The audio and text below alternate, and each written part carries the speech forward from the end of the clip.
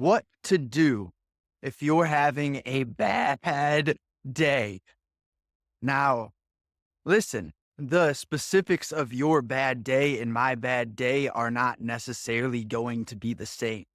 But cool thing is, what are we? You're a human being. I'm a human being. So therefore, if we're looking at what makes a bad day, we don't necessarily need to try too hard. But let's lay out the structure. A bad day is going to be almost guaranteed if you are stuck self-obsessing over you and your past or your future. Now, that being said, I'm not saying live a selfless life because that doesn't even mean anything, right? It's not precise enough. Oh, be selfless. Oh, be kind. Oh, yeah, yeah. You know what most people are doing? They're nice to others, but it's artificial. So I'd much rather bring the facts to you and say, yeah, this man can have a bad day. He can have a bad moment. Anyone can. And when we decipher the structure of a bad day, then you start to question, okay, now what is this mechanism that creates self-obsession? Because whether it's the past or the future, it's the self-obsessive thought patterns and loops that create oh, that create an absolute tough day. You're getting rid of the space in your heart. You're zooming in into a tunnel vision. Yeah. And when we are not considering all of the factors in life, when we are not being present with what we are, then of course one will have a bad day. Of course, it's almost impossible to be joyous if you're living through a certain scope, lens, or worldview. So it's our duty to decipher and unravel who do we think we are, what is my current worldview, and how does that create my day-to-day reality, right? How does that create my day-to-day reality? And for example, if I walk around and I have a belief or an ideology, which is slightly pessimistic, then that pessimism is going to be projected from me in my internal worldview outward. And just as you throw, right, you know the butterfly effect, you throw a pebble into the lake, the water ripples. That's what creates a tough life. When you're not aware of the energy that you are radiating and the purpose, the meaning behind a bad day is to get you to a place where you start to look at how you play a role in your bad days, right? Yeah, everyone, if we look at the story of Buddha, I don't even know if this is his story, but right? There's the guy in the cart. He's in the castle. He has a perfect life.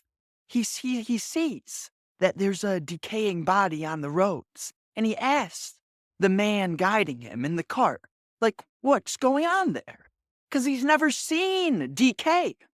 But the laws of the universe are life and death.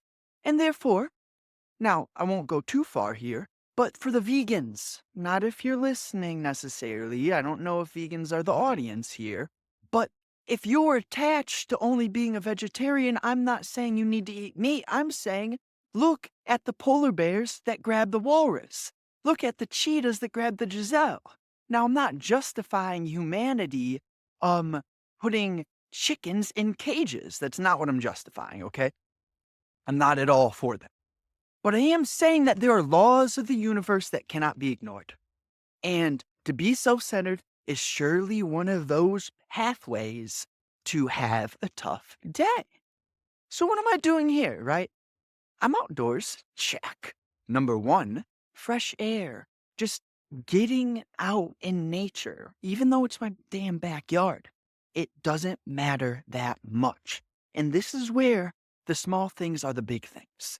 It's like if you have a worldview that's pessimistic and you don't realize how that pessimism is being shared with everyone, every tree, every being, every animal, human that you come into contact with, when we start to be self centered in a way that is aware, that's the game changer. We're not talking about self centeredness via thought, memory, and knowledge and experience.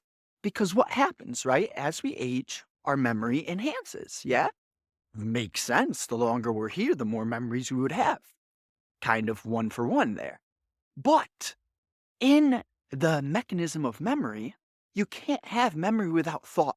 You can't have memory without time. And what we're looking at here is is there a way of living your life where you're actually living in new states of being that are not attached to memory constantly? Now, when I say this, the man needs to function, right? So, of course, skill sets, experiences, values, things related to Justin Matthew Iglesias have to enter the fold. The dude has to create an income. We get that. But besides that, we're really looking at this awareness moment to moment that changes who you are and what you radiate. And when you unravel these mechanisms of time and thought, you are naturally going to learn. And learning, please don't confuse it. Learning has nothing to do with memory. Memorization is the illusion of learning. That's what school pushes into us. That's what indoctrination is. And hey, I'm not anti-school. I'm not anti-education. Okay. What am I doing here? This is a form of education. This is a new education because this is what humanity needs to hear. I'm not saying I'm special. Forget the guy speaking, please. The guy talking is here for a reason. And what's on my heart is going to be shared for a reason. The meaning of life isn't about our self embezzlement, though. And so, of course, I'll contradict myself all day because the nuance, this message is for those who can read between the lines of the words and hear the meaning beyond the words. In Latin, the definition of a religion, it really is the capacity to gather all one's energy. The capacity to gather all one's energy. Now, what does that even mean? It hints at that awareness of the mechanism, which is memory, knowledge, and thought. And if you are having a bad day, my friend, let me tell you, there's a few practical ways to get in motion. Stagnation is hell. If you look at the pond, the baby mosquitoes, man, I don't know how many humans want to be around mosquitoes. So they can almost be a metaphor for something demonic. Yeah. And when we're in a pond, something stagnant, not moving at all, it can get rough. Now, that being said, mosquitoes have their place, don't they? I don't know exactly what their place is, but point is, there's a food chain. And without the mosquitoes, other insects would get too big. There would be too many of them.